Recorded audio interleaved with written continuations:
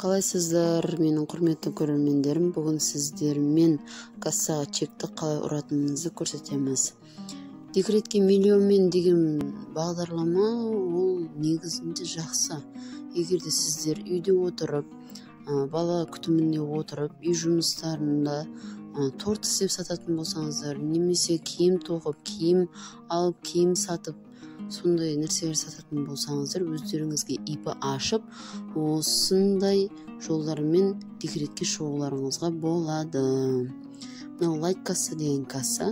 Осы кассаны өзіңізге тартып алып, орнатып аламыз и ай сайын чек ұрып отырамыз.